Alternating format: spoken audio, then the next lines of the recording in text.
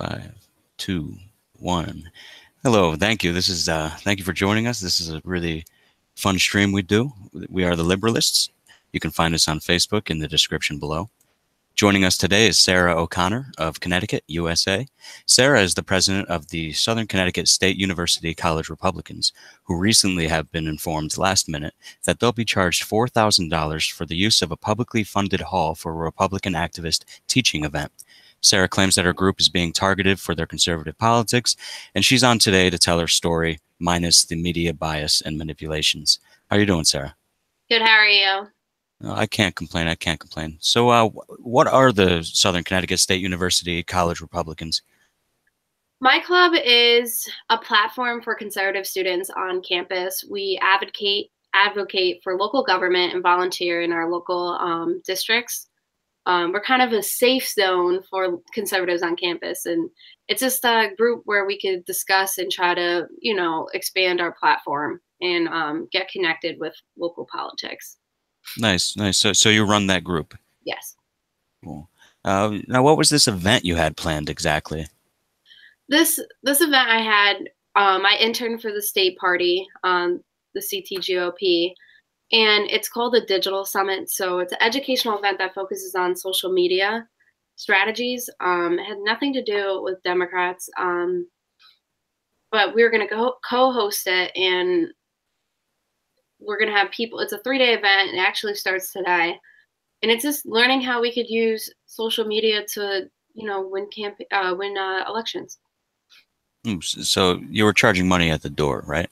Yeah. So the money was for the admission is for the food catering, paying for the speakers, helping out with the hotel fees. We would break even. It was not a fundraising event like my school's trying to say. So that's what the school charged the Republican Student Union with at your school, that they were fundraising for a political campaign, or? Yeah, they believe that it was, they're charging, so it's going to be for the state party. It wasn't.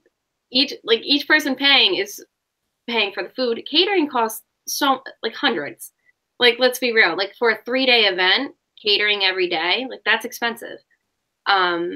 It's literally just an educational event that, will bring light to conservatives on how we could use free websites to try to help us win 2018. But, my school didn't see that.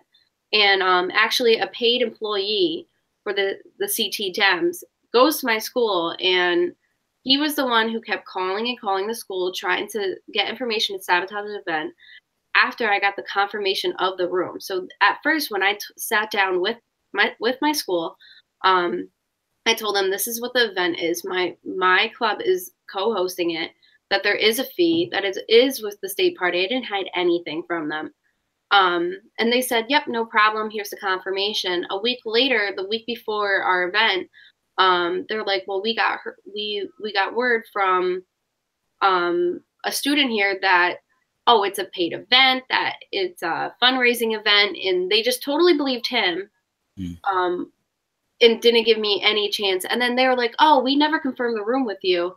Well, I printed out the email saying, here's the confirmation, because clearly, even if you have proof, you're still wrong, and they're considering me a liar. So when the school decided to charge you for the room, and I assume you're paying for it now, did they let you know that the student who brought it up was from the opposition party? No. So we're not actually hosting the event here. We found a different venue because $4,000, we can't afford that.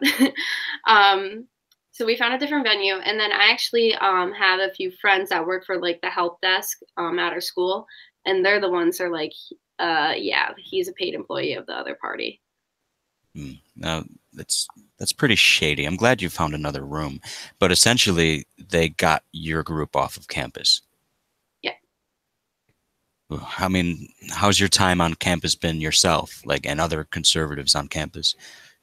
It hasn't been easy because the bias is extremely strong. And the student the students and faculty here are just so uneducated on the basics of conservatism. They see us as the Trump group, and there's way more to conservatism than in Republicans than Trump. The spectrum is so big, and it's just really ignorant to say that. And they just see us and they're like, oh, Trump, it's ridiculous. So the bias is real, and it's a struggle because I sit in class, I'll sit in a math class, and they'll be like, oh, Trump, Trump, Trump. And I'm like, this is a math course. This has nothing to do with our president. It's just obnoxious to see that the faculty is trying to shape everyone to be anti-Republican. Oh, you just said our president. You're going to trigger some people with that. I mean, is there is there any, I'm looking for juicy stories. So you haven't had a professor like, say something really outrageous. I heard about a professor that got fired for a racial statement. Yes, I actually had him last semester. He's a nut job. He's a health teacher here. And I would remember sitting in class and he would just bring up Trump. I barely even paid attention because there was no point of the class. Like we had a midterm that was multiple choice or true or false, and they were opinion based. That's how nuts he is. He would say that conservatives are all connected to Russia. Like he would just make up these crazy stories, and he would just talk about how Trump is the devil and he's crazy. And then I saw the video of how he said a racial slur. He was listening to a rap song in the middle of class. I mean, on my Twitter, I have a video of him dancing. He comes into the room and he's like, oh, I heard a song today and I really want to dance, and he'll dance. It's might as well take all my tuition money and burn it in a pile because these people are nuts and they're teaching the youth. It's scary, actually. But he got suspended, and I think they're trying to get him fired for saying the N-word in front of the class. I mean, he's just crazy. So he's on the left, and now he's seeing what happens, when he sets up the game like this, when the game is set up against hate speech and all this kind of stuff. Yeah, I mean, my school they're big advocates for social justice, and they're doing the right thing by suspending him, and I agree with them for that. But it's like at the same time, I feel like, well, why couldn't you do that for me when I said I feel discriminated against? It's only they'll only go so far when they feel like it's necessary, and it is necessary in this situation. But it's like, well, what about my situation? It's unfair to me and my members when we feel discriminated against. You can't just pick and choose which is social justice. So, we got a comment I'd like to hit upon here in the YouTube. It says, this is a training event organized by the state party. If the campus didn't charge you, it would be an illegal in-kind donation to the state Republican Party. Do you have any comment towards that?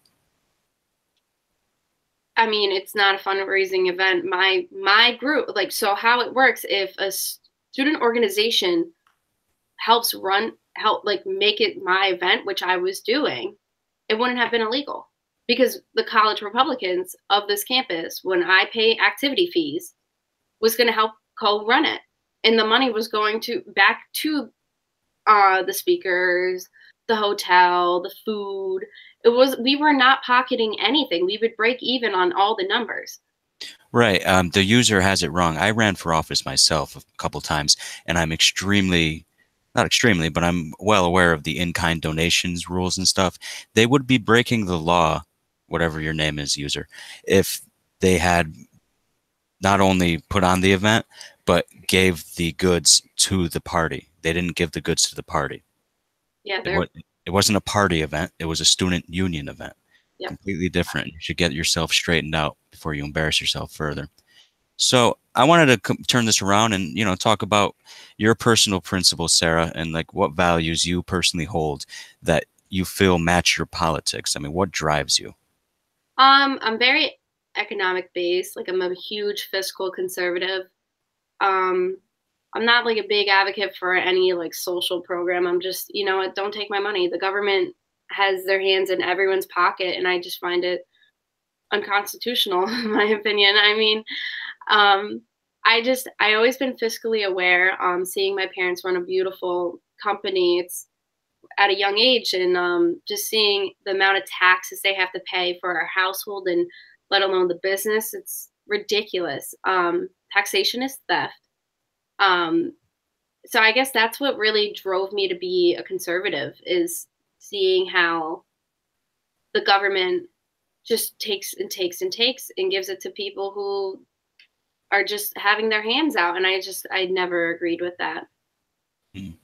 So as a liberal myself, I feel we have some overlap in the idea that, especially in classical liberalism, you want more of a reliance on free markets, self-reliance for individuals, individual rights. I mean, can you speak on maybe individual rights and how you feel they're much better than the social justice version of rights? Once you believe in liberty, you don't believe in identity politics. You believe in personal responsibility. I just believe that it doesn't matter what gender you are, what race you are. The right thing to do is, you know, work, like, you know, raise your family and do the right thing, and just not like having the government run your life. I guess I'm very independent like that. I don't rely, you know, I obviously rely on my parents. I'm so young, but I just don't believe that you shouldn't rely on anyone, and that you should just do the right thing, in my opinion. I mean, obviously the government should be there in somewhat, but I guess I believe in laissez-faire. Well, now, is it fair to call you a President Trump supporter? I mean, obviously, I voted for him because I did not want Hillary in office whatsoever. Um, I obviously agree on his business tactics. I mean, I think it's great that his business side. I mean, I think he has a weird approach about it. I mean, I don't support him on everything. I don't think anyone would support anyone on stuff fully. Right. I think he is making a better president that Hillary would be. Again, at first I went to a Trump rally before the primary, and I didn't really know who I wanted to vote for. I guess I was leaning Kasich. I guess I was leaning Trump. I had no clue. So I went. You know, he really talked about, you know, the military and how we need to rebuild it, and that's a big thing for me. That's the biggest big government organization that I believe in, is big military. Huge military supporter, and I guess that kind of what sold me. And seeing what he talked about Connecticut and how much a fiscal disaster we are right now, and I guess I gained respect for him. I go, wow, he like really did his research, and he is really passionate about fixing fiscally our economy and taking strides and trying to bring business back to America and building our military. That's the stuff I wanted to hear. And I guess that's what really sold me on Trump. I guess I'm not going to agree with everything he does, but I agree with some of the stuff on the most part. Well, I think a lot of people can agree that Hillary Clinton would have been a disaster in the White House. I mean, it would have been, I can't even imagine. I don't even want to. The memo that was just released, you know, when she was Secretary of State. What do you think the scandals would happen when if she actually took office? So you're familiar with the memo? I didn't read it fully, but I've been trying to like read here and there and seeing what's happening, but everyone's still trying to comprehend the whole thing. I'm still learning about it, but from the vaguely what I've learned, it's sad, and I lost a lot of faith in the FBI. And you would think that, you know, they're the top dogs. You would think that they would have I don't know. It's sad to see that no one can take them seriously anymore, because you're letting this slide, and it's illegal what's happening. And a part of me wants, like, obviously I want justice to be served, but a part of me knows that, they're just going to cheat the system and get away with it. Yeah, well, it's imperative that our FBI and intelligence agencies act with no bias towards any one group against the other. And with this memo coming out, it's very clear that not only did they purposefully essentially spy on opposition candidate, they also lied to the courts themselves. So what do we see now? I mean, they broke the Fourth Amendment. Do you think maybe we'll see anyone getting punished for this? Is there justice left in America? I hope. What the biggest scandal with Hillary that really hit home was the Benghazi scandal. And seeing how she blamed it on a YouTube video and said that to the hero's parents and family, and seeing how she got away with it, it's just, I don't have a lot of hope that she will, have justice served. So it's hard for me to say, oh yeah, justice is going to be served, because you could just see the list of scandals that she's gotten away with, and I'm kind of getting hopeless at this point. I mean, I hope that, justice will be served through all the members that were involved with this. It's one of the biggest scandals in American history, in my opinion, that is being barely talked about in some news organizations. No, the thing is, we see it's almost pathological how when people are ideological, left or right, they'll defend their guy or their woman against any and all charges. It's kind of pathological. I mean, you could see it with the Democrats when it was Al Franken a few months ago. It feels like a year ago. And you can see it with the Republicans when it came to Roy Moore. I mean, do you feel yourself seeing like past the right ideology or the left ideology? And I mean, what on the right, on the conservative side of the spectrum, do you feel like you disagree with, like, at all? Like on a social matter, like. Well, yeah, I mean, whatever would be defined as conservative in America. Like, I is there think really something? conservatives are very like pro-life, and for me, like the libertarians coming out, it's like, as long as taxpayers aren't paying for it and you have a valid reason morally to get it, who am I to say you can't get it? God forbid if something happened to me or my future daughter, I want them to have at least the option. I don't believe that, the taxpayers should be paying for it, because there's taxpayers who are very religious, and my religion, we're supposed to be morally against it. But I don't believe that, taxpayers who truly don't believe in it should have to pay for it. So I guess I disagree on that. Some of the, conservatives are very, very pro-life. I guess I'm not. I guess I can disagree on that. I think some conservatives need to kind of wake up if they want to win 2018 and realize that, to stop being so old school and realize that times are changing, and to be more open. I mean, I grew up in Norwalk, which is very diverse, and I got to see a lot of, I got to grow up in the real world and see like people's different backgrounds and stuff. And I believe that the right should be a little bit more open to it, to see where everyone comes from. So you'd say like you're not so much of a social conservative? Not really. I just don't believe that a lot of social issues should be in government.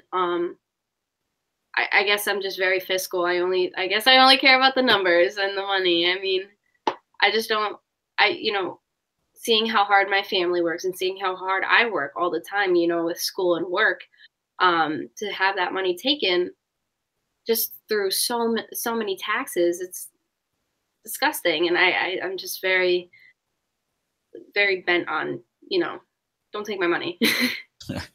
So we're both in a very blue state, in a blue region, and in blue cities even. I mean, I don't know what it is about progressivism. The Democrats to me have kind of abandoned being liberal in favor of progressivism. I mean, what do you see as a difference? And I know you've met Dave Rubin before. I mean, the difference between a liberal and a progressive. True liberal really believes in freedom. Progressives, they say they believe in freedom, but they don't know the true meaning of it. They're not open to hearing both sides of the spectrum. A classical liberal. When I was listening to Dave Rubin, if you look at it, he has a lot of the same views as conservatives. You believe in free markets. You believe in freedom and like personal freedom. Your basic Bill of Rights. Progressives nowadays, they're just so like, I want to say the word crazy, and they if you don't agree with them, then you're the devil. You're all these. They just have a list of names that they just love to just say, and that classical liberalism and progressives are two completely different things, and that's what a lot of people don't understand. Here, like I like a lot of the platforms are the same with classical and conservatism. Right. Like outside of the social conservatism, it's like we want individual rights. And when you look at the term social justice, it's essentially saying justice for groups over other groups. So earlier you were saying that, oh, they fired this teacher and they're punishing him for what he did against a group of people, yet you and your group gets the shaft, to speak bluntly, and nothing happens. And I'd say it's largely because of that whole term social justice. Yeah, so the school advocates for social justice, which is great. I mean, I believe that everyone should have the right to freedom and not be judged. But at the same time, they're dealing with this, and I think they're doing it the right way, suspending him, looking into it, investigating it. But they didn't do any of that with my situation. If you believe in social justice, then you should believe that conservatives can be judged too, and be there's a bias on campus that they're just not willing to acknowledge at all. Well, the bias is inherent within the ideology of social justice. Mm-hmm. Social justice doesn't mean justice. It's when you place a qualifier next to a word that is just a good thing, like justice, and then you put social in front of it, you're inevitably going to create outgroups from what you want to protect. So honestly, we have to fight the ideology of social justice because it doesn't treat people to the same standards. It's an anti-American expression, to be blunt. Now, as far as your school goes, have you had students come to you, like, kind of privately say, like, hey, I agree, and I don't like seeing what's going on, like any? I actually got a lot of outreach, especially when people started to like hear about it, and they could tell that in one of the articles that was shared that they're not telling the whole side of the story. So a lot of people are seeing that there's a lot of things not being mentioned. So people have been like inboxing me, emailing me, saying, "What's the real story?" Because clearly something's not matching up. The school's blaming it as a communication problem. It's not, because when I had a face-to-face meeting and telling the lady in charge of the student organizations here, I did not hide a thing. I told her that there is an entry admissions fee, that it is with the state party, and that my club is help sponsoring it. I didn't hide anything, and that now that they're saying that, oh well, we didn't know. That's a lie. That's a complete lie. I mean, will there be any consequence for the school for their actions against your group? No. Not at all. I mean, maybe not consequences as in monetarily, but do you see maybe more students who maybe were in the center, maybe they're coming around and seeing what people have been talking about for at least the last 2 years? I mean, I hope they join my organization. I mean, I hope maybe the school sees some donors pull out and see like this is not fair. I don't want to support this. I hope people are starting to see this. Because conservatives are always told to be hush hush. They think that that my group is going to start this uproar every time we hold an event, even though they don't acknowledge that we have a great relationship with the college Democrats on campus. We actually do partner work with them. Like we'll do like events, hosting like debates. We're trying to host like, registered voting to get people registered. But they never acknowledge that. They don't acknowledge that we do try to have a great relationship with them, which on some other campuses that they don't have a good relationship and that they're against each other. But, we can never get acknowledged that we are doing the right thing. Why can't you do the right thing? I'd like to go back to what you said earlier about conservatives are usually told to be quiet. I mean, is there a way to convince conservatives that maybe being quiet is not the best idea? When I took over this club, that was my goal, is to get people out of the conservative closet. Because we saw with the 2016 election that everyone thought Hillary was going to win. And then you realize that there was so many like closeted conservatives that went out and voted for our president. And if people get upset saying that's our president, it's a fact. And as Ben Shapiro loves to say, facts don't care about your feelings. Donald Trump is president of the United States. If you have a problem with that, then clearly you have issues. Because that's a fact. If you want to say hashtag not my president, too bad. Because if you live in America, he is your president. Just like Barack Obama was my president.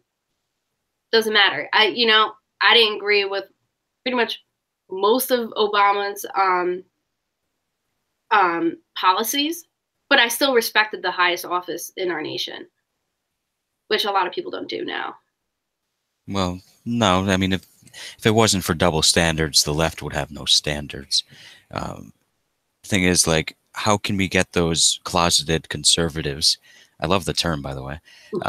How can we get them to come out of the closet and be proud? Yes, queen. Like, how do you do that? It starts with the classroom. Sometimes I don't want to speak up in class because, there can be backlash. The teacher could, penalize you through grades, try to get the whole class to turn on you. I really try to get some of my members, politely and, respectfully speak up in class. If you hear something that you disagree with, raise your hand, speak up about it. That's the whole point of higher education. That's the whole point of college, is to have all ideas talked about on campus. It starts with you. It really starts with a conservative. I know when I sit in class, I do raise my hand. Even if I don't want to, I do it because, you want that other side to be heard in the class. And honestly, I've seen it before. I'll speak up, and then another person that agrees with me will raise their hand and be like, okay, me too. Right. You just show them that no matter what words they say, that it's not going to kill you. I mean, you mentioned Ben Shapiro, and he will be asked this question, like, what can you do in college? And he always has the same answer. And to me, it's sort of, for ease of use, I'll say wimpy, when he goes, oh, just keep your head down, get good grades, and come back. And you're saying pretty much the opposite, that people should speak up. You should speak up. Don't let anyone tell you, stick to your roots. If you're upset about something that someone says, debate them on it. There's nothing wrong with debating if you do it the right way. They should not tell you, well, you're wrong, you should be quiet. No, speak up and be like, no, these are my personal beliefs. And if you have a problem with that, then okay, but like, let's talk about it. Why don't we try to educate people? Because when you debate someone, like, especially when I debate someone, I'm not there to try to convince the other person that I'm right. I'm trying to explain that the other side to the other people listening. Because when you're debating someone, that's your target area. You would because maybe if somebody's on the fence, and they're not sure of the other side, maybe if you speak the facts, they could really start leaning right and building our party. That'd be a good idea, especially since Connecticut is in such a mess. What are your thoughts on our governor, Daniel Malloy? how much time you have. Can't stand them. 8 years in when we had the state, our State of the Union, I think it was Wednesday, our open session. Not once did he mention how terrible fiscally our state is. He's trying to, you know, go on and on about how, oh, we're going to do this, we're going to do that, we're going to make this state great. But he didn't realize, he didn't speak about the stuff that he did in the past 8 years that destroyed and bankrupted our state. Well, yeah. I mean, I can't stand him. I can't stand him. And I can't wait to vote them out. That's the hashtag. Here's a problem I've been told and have seen with Connecticut state Republicans is that they're so competitive that they can't get each other's back and coalesce. Are there any Republican running for governor that you feel really up about, that you think has a really good shot? There's so many of them. I get asked this question all the time. It's so hard for me to pick one at this moment because there's still people entering the race. I get asked all the time, who do you think who your top 3 is? I honestly don't have them because some of them are just so, like, there's so many of them, and obviously a lot of them agree with each other on a lot of issues that really hard to pick from. Right. So I don't have a top 3. I don't know. I'm just kind of waiting towards the convention to happen. And I mean, I have a lot of support for a lot of the candidates that right now I'm just kind of see towards primary. And I know my club, we're going to support whoever the candidate is and go full force on their campaign with them and help volunteer to try to win 2018 and make Connecticut red. Right. So we got a comment here, and it says, from Bob of Atlantis, says college conservatives are going to end up being much better at debating. Is that something you can agree with? Yeah. Why is that? Because I see, and this is my personal opinion, I mean, when I debate people on the left, they're only debating off, they're not debating off facts. They're debating off feelings. You can't debate off feelings. You may disagree with me, but okay, but where's your proof? They don't have proof.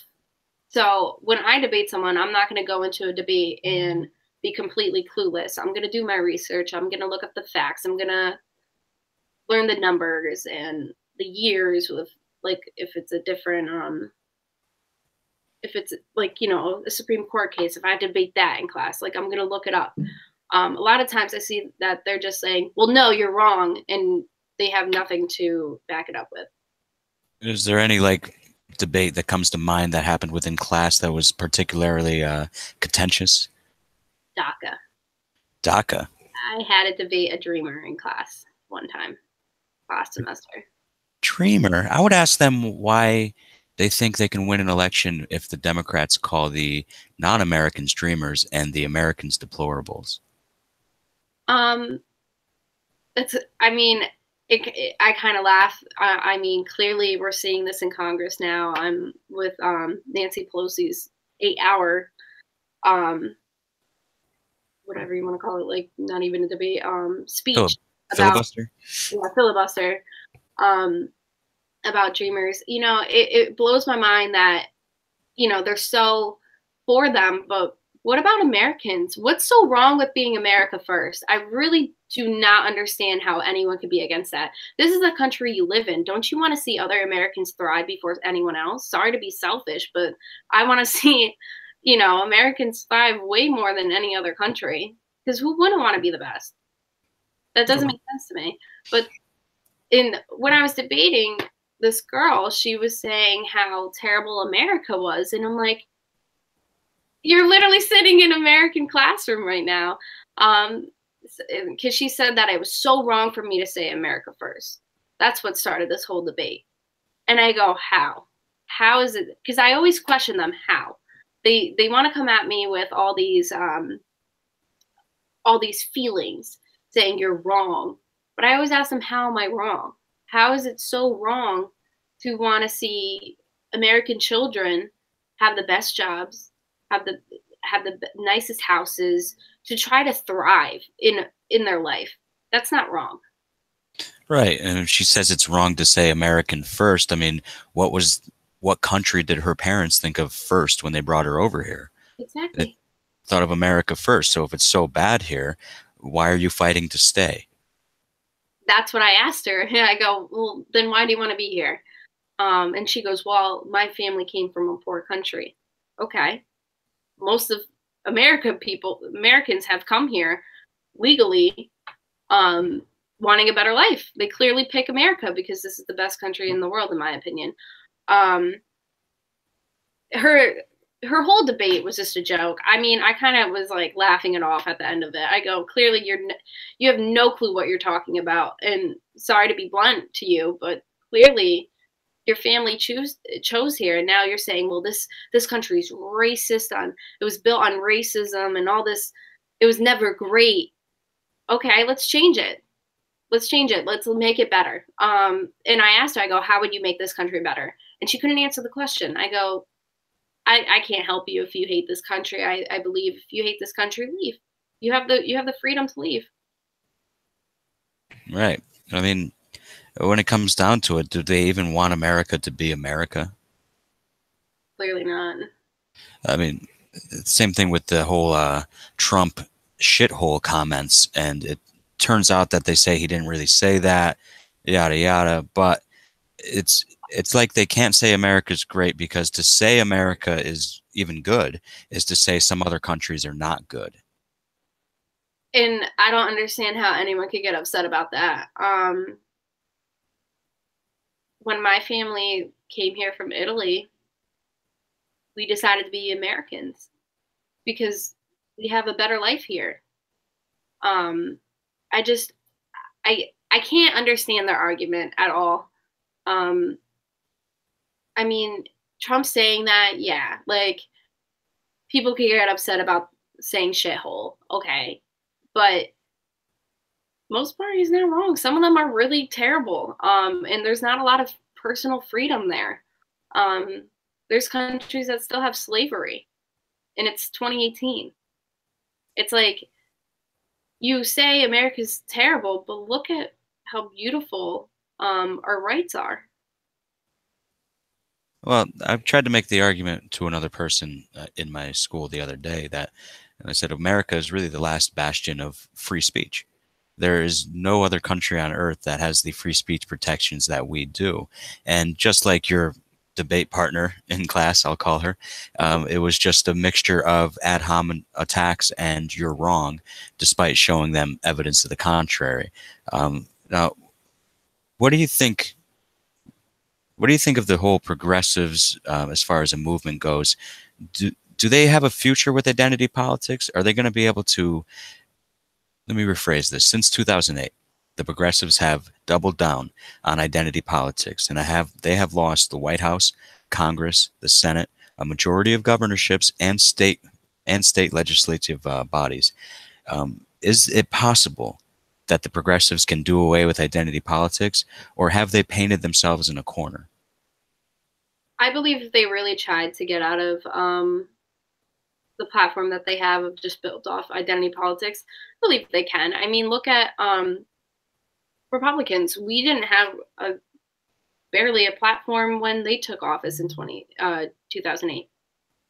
We clearly lost. Our platform was weak. They thrived. But now they're in the same position we were in 2008. They barely have a platform. Their platform is identity politics. They need to change it if they really want to take over the House and Senate again. They need to change. All right, I totally agree with that. We have another comment here on our YouTube. What's your take on, now we know your take on identity politics. Someone wants to know your take on far-right identity politics, as if they're any different. I mean, I don't agree with the far right at all. I think they're just as bad as the alt left. I mean, when you really go that far, depending on either spectrum, you're going away of freedom. I believe that if you're alt left and you're alt right, you don't really believe in personal freedom. That's simple. Right. the further you go along the poles of an axis, Yeah. you're going to get more authoritarian. Yes. No matter left or right, it doesn't really matter which foot is in the boot if it's on my neck, so to speak. There you go. Yeah. Right. Now, I'm trying to get a feel for your school. Would you say it's extremely authoritarian left, or is it just little hints of it here and there? Is it creeping towards more? It's creeping towards more. It's not as bad as like Berkeley. Like I'll give it that. Because, you know, I'm not getting, you know, my picture taken and plastered all over campus, just like what happened to the Columbia College Republicans. But it's still creeping towards, it's creeping more and more towards that. I mean, we saw with the whole digital summit. But I hope it doesn't get any worse. I see it now, like when we do club fairs and stuff, people just look at us like we're crazy that we even have a college Republican on campus. So yeah, I do see it creeping more and more. Do you hear from any professors that might be more on the conservative side? Yeah, they support me. They, you know, there is actually a handful of conservative professors here, shockingly. And they're, you know, they're rooting us on. They're like, dude, you're doing the right thing. You're speaking up for what you believe in, and being a voice for the people in the closet for conservatism. I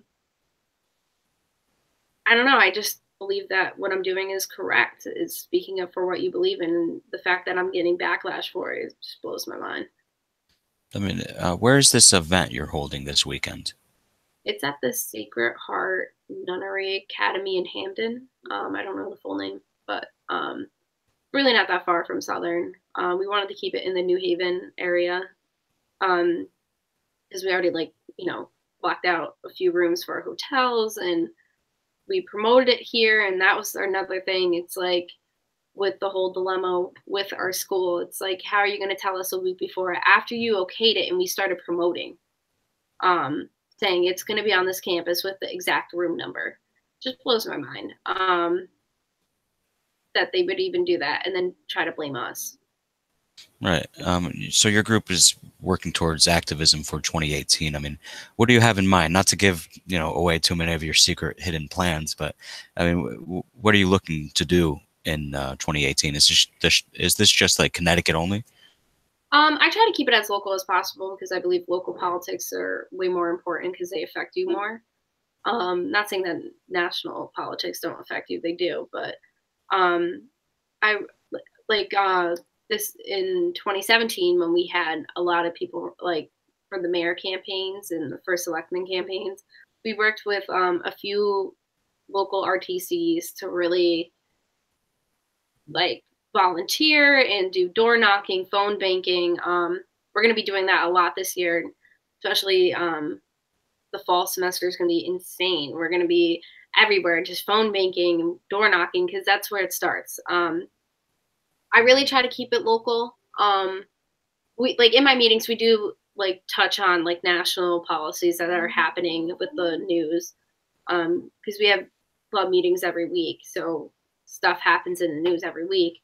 But I like for 2018, I do see us doing what we did during this past September, and from September to November, it was crazy. We just phone banking and door knocking, and right now I'm trying to have a lot of Republican candidates running for governor come on my campus and talk to my members, so they could kind of see like who's running and get to know their policies. And I know one of my members is already working for a candidate, interning, get that interning credit done if you're, because a lot of you need an internship for a lot of majors here. So that's my goal, is to just really get them connected with their state representatives and working with their RTCs, get them registered with their RTCs, and that's my goal.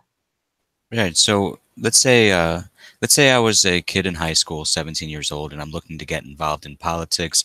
I feel more in line with conservative policy and such.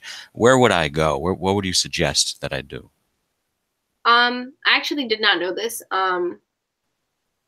The vice president for the Yukon chapter of CRs, he was actually the state chairman for the high school Republicans. I didn't even know that existed in high school, because in high school I actually, starting like, like my senior year, seeing the bias really transform in the classroom. I wish I had the high school Republicans. If your school has that, highly recommend you join. If not, start a chapter. We see chapters blossom all the time in CRs. Like Yukon Stanford just started a chapter. They're brand new. If you could find a group of friends, really just start your own chapter. Sorry. Sorry about that. But if you're starting college, definitely join either whatever conservative group they have on campus, Young Republicans, college Republicans, or Turning Point. Like, there's so many groups out there that, like, I see when I go to CPAC every year, that there's at least one conservative group on your campus, I promise. If not, start it. Start your own chapter. It's great, and it'll look great on resumes. Right. So for a kid getting into college now, would you say you're seeing more people starting to come out and say, hey, I'm a conservative and I'd like to help out? Yeah, I see it every semester. We'll have a club fair, and they're like, oh, you have a group here? Thank God, because, like, I thought I was so alone. I mean, when I started college, I thought I was, like, so alone, and I felt so isolated in class. I was like, wow, like, is there a group? And then I saw that there was a group, and I joined, and now I took it over. So you took it over. That sounds extremely authoritarian there. I know. I'm sorry, but well, how did that happen? How did you go from just joining to being the president? I got really involved. Every event that we had, I tried to be there. And Ty Seymour, who's also chairman for all the CRs in Connecticut, he's graduating soon, and he was like, I needed someone to take over and become president. And he goes, I saw how you're committed, and I think you would be really good at it. And I started slowly taking, running events, and I changed my whole major. My whole major, I was like originally nursing, and then I go, nope, politics is more for me. And like, I love U.S. history, and I just wanted to incorporate that in my major. And I was like, this is for me. And I never thought I would change my major. I thought I was like solely going to be nursing, and you never know. I joined a club, and now it changed my whole career. So. Right. So are you yourself considering perhaps a run for office in the future? I don't know. I mean, I'll keep all my options open. I really like working for campaigns, and I would love to be like a campaign manager. And I don't know. I feel like there's a lot more like power outside the office than there is in. I feel like the person in office is more of a face, and that's just my personal opinion. But I don't know. Maybe one day. I can't say no, but who knows? As of right now, probably not. So if you're familiar with Andrew Breitbart at all, he always had a saying that I felt really struck a chord. It was, politics are downstream from culture. I mean, what does that statement make you think of? I mean, is there a way to affect the culture at a larger angle? Like, if you're in office, like what you could do if you're in office?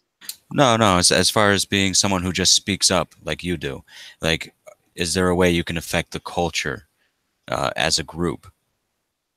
I mean, if you start like, instead of just talking the talk, I believe you should take actions towards your goal. And always to start local, like what we're doing now. Like, even though silly, door knocking or, phone baking might sound like, oh, it's nothing. But when you talk to a person individually and really explain that candidate's platform, that's where it starts. It starts locally.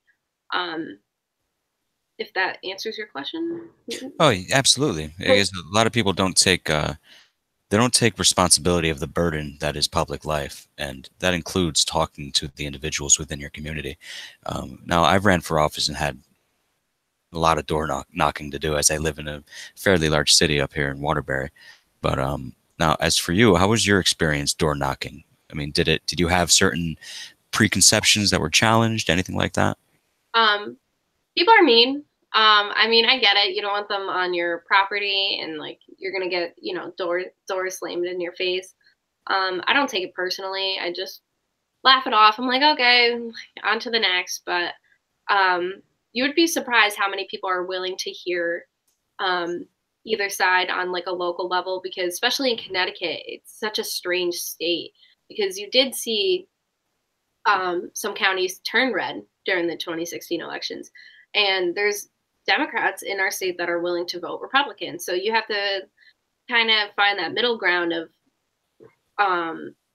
people, and try. It's hard to target in the state, because some people are very independent and will vote either way. But it really I believe that if you start individually and start talking, because that person will talk to their friends and family, and it starts like a domino effect. But a lot of people are very willing to hear each candidate's side. Right. When you look at Connecticut's demographics as far as voters go, it's about 30-30 split Democrats, Republicans. And the largest group is the 40% who are unaffiliated. What do you feel like is your best bet to get those unaffiliated to maybe see that voting Republican would be a good change of pace?